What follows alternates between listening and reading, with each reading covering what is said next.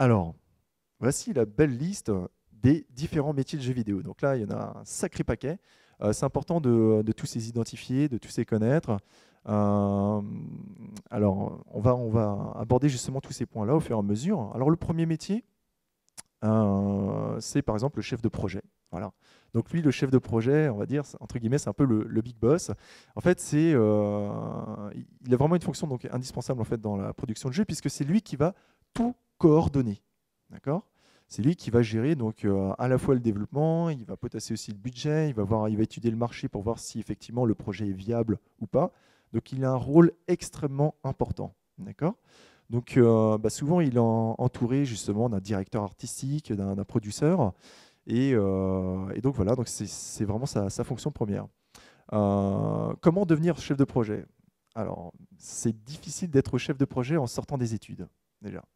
Ce qu'il faut savoir, c'est que bon, généralement, les chefs de projet, voilà, ils ont souvent, c'est souvent, hein, je précise bien, des bacs plus 4 ou des bacs plus 5 dans différentes formations multimédia ou audiovisuelles, par exemple. Mais surtout, ils vont avoir beaucoup d'expérience. Il faut avoir plusieurs années d'expérience pour devenir enfin chef de projet. OK? Voilà. Alors, on a indiqué en fait sur chaque diapo une idée du salaire, parce que je me doute bien que ça, parfois, ça doit vous intéresser. Alors, il faut savoir que les salaires sont très, très, très variés selon, bien sûr, les entreprises. Si vous travaillez, par exemple, chez Ubisoft, qui est un très gros groupe français, là, bien sûr, vous pouvez peut-être prétendre à avoir un salaire très honorable. Mais si vous décidez, en fait, je sais pas moi, de travailler pour une petite société, bah là, forcément, les prétentions seront moindres. C'est tout à fait logique. Alors, c'est difficile d'arriver chez les plus gros comme ça directement, hein. Souvent, eh bien, il faut batailler par vous-même et vous lancer d'ailleurs sur vos propres projets parfois avant de réussir. D'accord? Le producteur, donc le producteur, lui, en fait, c'est donc celui qui va étudier tout ce qui est faisabilité, mise sur le marché du projet du jeu vidéo. Donc son rôle est vraiment indispensable parce que si cette personne n'est pas là, forcément, le projet ne pourra jamais émerger et il n'y a même pas de développement. D'accord? Donc lui, il va définir en fait le budget, toutes les étapes de la production. Il va veiller aussi à la conception jusqu'à la distribution. Donc lui, il va négocier tous les contrats avec les clients, il va établir les plannings et il va manager donc tout le reste de l'équipe. Il va suivre l'ensemble de l'équipe et l'ensemble du projet. Donc souvent, les personnes qui s'occupent de ça sortent souvent de filières plutôt autour des écoles de commerce, par exemple. D'accord, ça c'est quelque chose qui est tout à fait possible. Mais on a aussi des écoles de communication qui permettent d'arriver à cette voie-là, ou même des licences ou des masters autour du management de projets de jeux vidéo. Ça existe. En fait, jusqu'à présent, la plupart des gens qui travaillaient dans les jeux souvent étaient euh, soit autodidactes, soit venaient de filières vraiment dérivées. Aujourd'hui, comme l'industrie est assez importante, il commence à y avoir des formations vraiment spécifiques qui sont en train de naître un petit peu partout en France. Voilà. Donc là, vous voyez, par exemple, il y a une formation management de projet de jeux vidéo à Nice qui est disponible, quoi. Voilà, si un jour ça vous intéresse. Voilà. Donc le producteur, en fait, lui, il n'est pas forcément un expert en développement proprement dit des jeux, mais il va surtout voir la partie économique, on va dire. Voilà. Alors, sur un point un peu plus ludique, le game designer, le fameux game designer. Alors lui, le game designer, va travailler sur le gameplay. Donc le gameplay, hein, c'est le concept, c'est-à-dire toutes les règles qu'on va mettre à l'intérieur d'un jeu, la mécanique du jeu et sa prise en main. D'accord? Donc le but du game designer, c'est vraiment de faire en sorte que le jeu soit le plus attractif possible. Bon, vous avez tous été joueurs et j'imagine que voilà, parfois il y a des jeux au bout d'une journée, déjà vous dites ouais bon bof, j'accroche pas trop, je le laisse dans sa boîte et je le mets de côté, quoi. Voilà. Et là, c'est surtout pas le but, hein. Il faut que le jeu il attire un maximum de joueurs. Donc il faut travailler sur le gameplay. Pour travailler sur un gameplay, on rédige généralement un game design document. Donc en fait, c'est un document qui va décrire, c'est une espèce de charte, si vous voulez, qui va décrire en fait tout le contenu du jeu, en fait. D'accord? C'est vraiment un document essentiel puisque ce document va tourner au sein de toute l'équipe. On va y retrouver par exemple Donc les règles, on va retrouver aussi des notions d'illustration, des personnages, des décors, dans quel contexte ça se passe, quand est-ce que ça se passe, quel public est ciblé aussi, ça c'est extrêmement important. Voilà, donc tout ça va se retrouver vraiment dans le game design document. Voilà. Donc là-dessus, pour devenir game designer, les voies sont très multiples, hein. On peut travailler voilà, donc, sur des filières vraiment dédiées à l'informatique. Souvent, il faut avoir des compétences pour faire du game design aussi en 3D. Ça, c'est assez important parce que ça va vous aider en fait, par rapport à tout ça. Voilà. Voilà pour faire le grand tour. Je vais avancer. Le scénariste. Alors, il n'y a pas toujours des scénaristes dans les sociétés en fait, de jeux, hein, parce que parfois c'est le game designer qui va prendre un petit peu ce rôle. Mais pour certains jeux, on fait appel aussi à des scénaristes extérieurs. Donc là, c'est vraiment des personnes qui vont être chargées d'écrire l'histoire et le contexte du jeu. Et donc, du coup, il va apporter également beaucoup de détails sur les personnages, sur les décors, etc.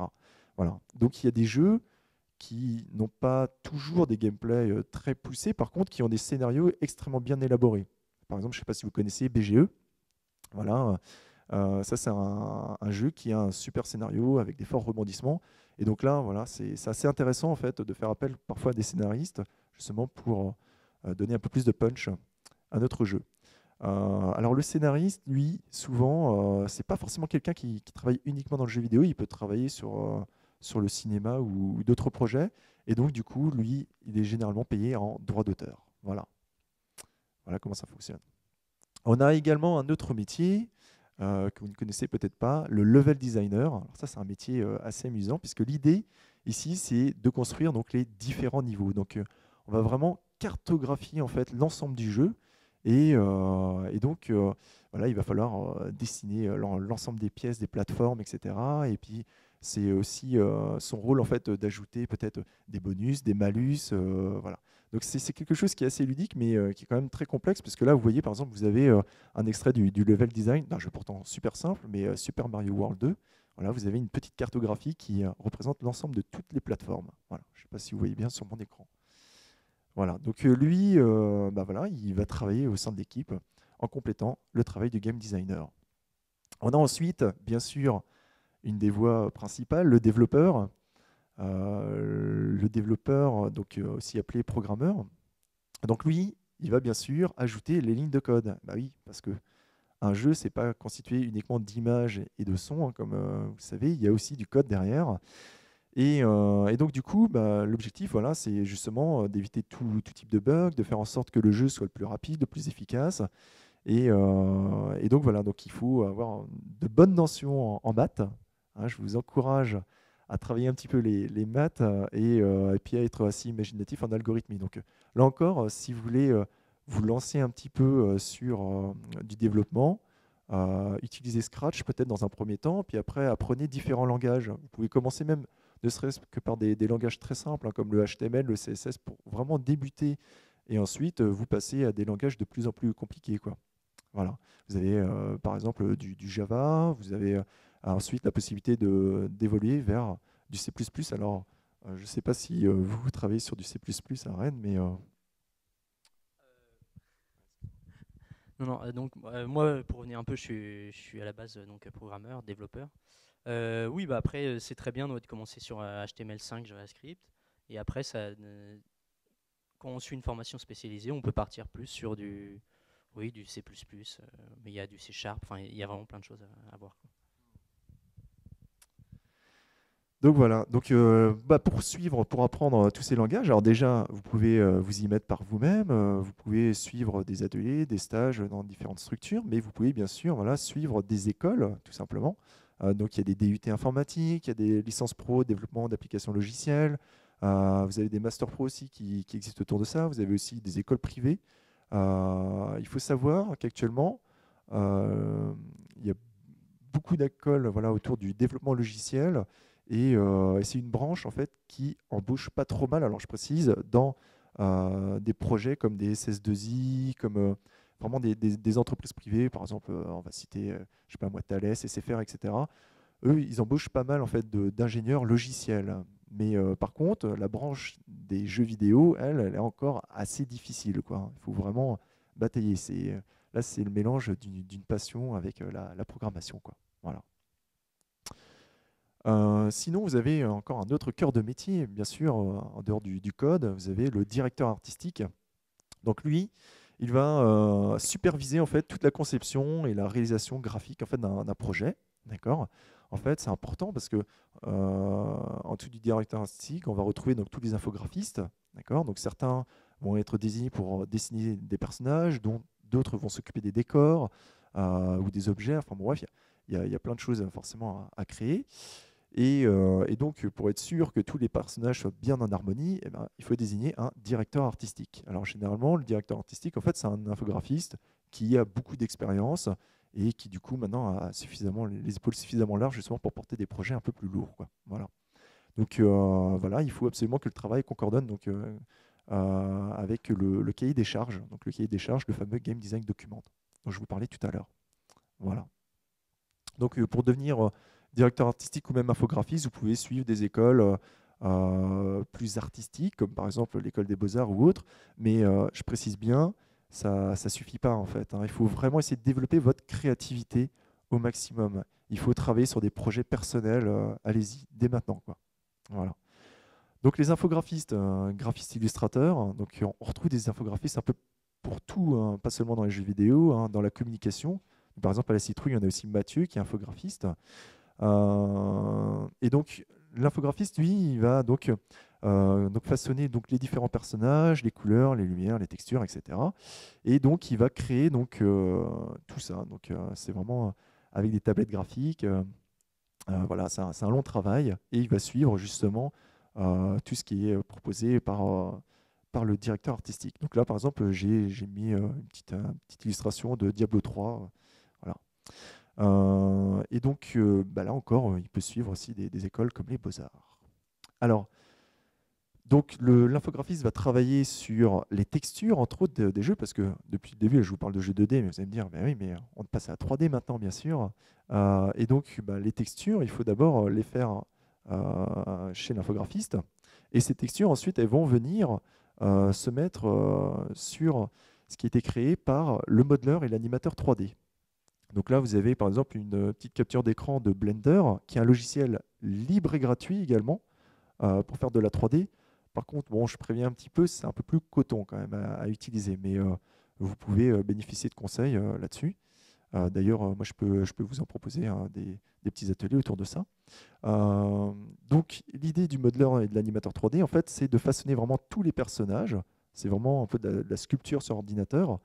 Et donc ici, bah, vous voyez qu'en fait, il y a le wireframe. En fait, c'est une espèce de, on va dire, de squelette, entre guillemets, qui va être habillé avec toutes les textures. D'accord.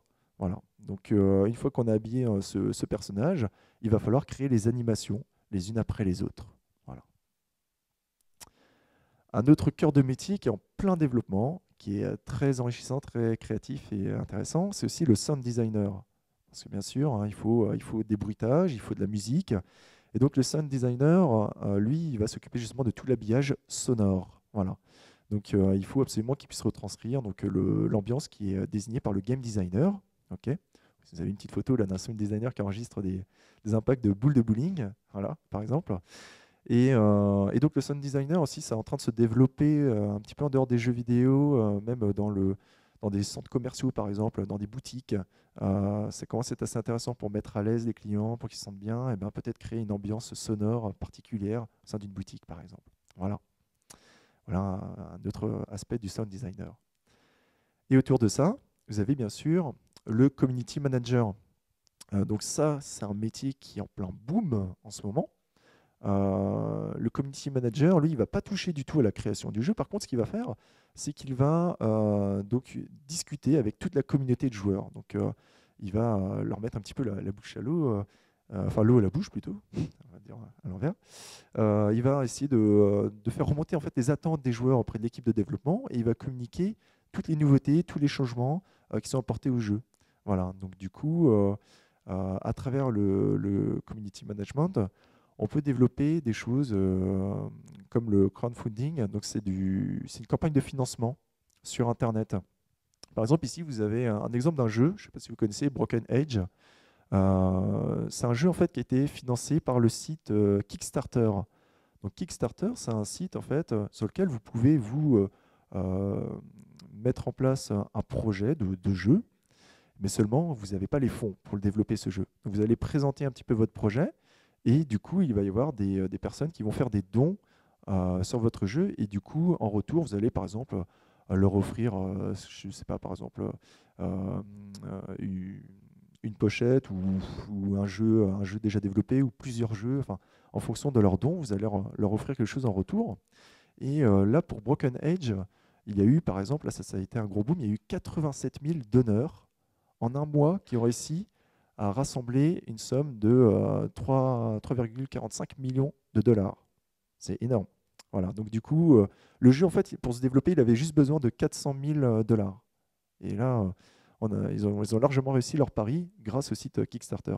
Donc ça peut être quelque chose qui peut être intéressant justement pour des petites sociétés justement au niveau du développement de jeux. Je terminerai bientôt par le testeur de jeu. Donc ça, bien sûr, qui n'a pas rêvé d'être testeur de jeu? Moi, le premier. Alors, testeur de jeu, bon, souvent on se dit, ouais, c'est génial, je vais passer ma journée à tester plein de jeux et puis je vais dire ce que ça vaut en retour. Non, non.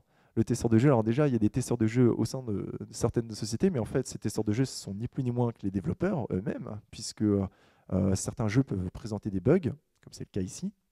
Voilà, donc du coup, quand une version est buggée, bah, bien sûr, il va falloir procéder justement au débugage, ce qui est parfois long, très fastidieux. Hein, on passe beaucoup de temps dessus. Et alors oui, il y a aussi une autre catégorie de testeurs, mais là, c'est plutôt des journalistes en fait, hein, qu'on peut retrouver par exemple sur jeuxvideo.com, etc., où eux vont tester donc, les jeux une fois terminés pour écrire des articles. Mais bon, faut pas trop se faire d'illusions, c'est difficile quand même d'en vivre. Hein. Il faut commencer à se faire vraiment connaître dans le milieu pour prétendre à être vraiment un professionnel de test de jeux vidéo. Voilà. Et enfin, vous avez aussi un autre truc qui fait rêver de plus en plus les jeunes, les PGM, les pro gamers. Alors les pro gamers, bon, il n'y en a pas des masses hein, dans le monde. Hein, voilà, les débouchés sont très très faibles, mais bon, il fallait quand même en parler. Donc les pro gamers, c'est souvent sur les jeux qu'on appelle les blockbusters, c'est-à-dire les jeux les plus connus, par exemple StarCraft. Ici, vous avez une photographie d'un Coréen. Alors, il faut savoir qu'en Corée, StarCraft, c'est un sport national.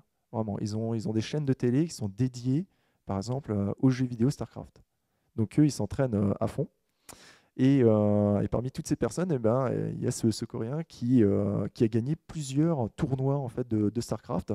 Donc, il est champion du monde en fait, de StarCraft. Et donc, au final, eh bien, c'est devenu un pro gamer, c'est-à-dire que maintenant, la société Blizzard, qui produit le jeu, lui reverse justement une certaine somme. Et en plus de ça, il a aussi, bien sûr, beaucoup de sponsors. Voilà, donc c'est financé uniquement par des sponsors. Mais ça, bien sûr, voilà, c'est très, très, très difficile d'être un pro gamer.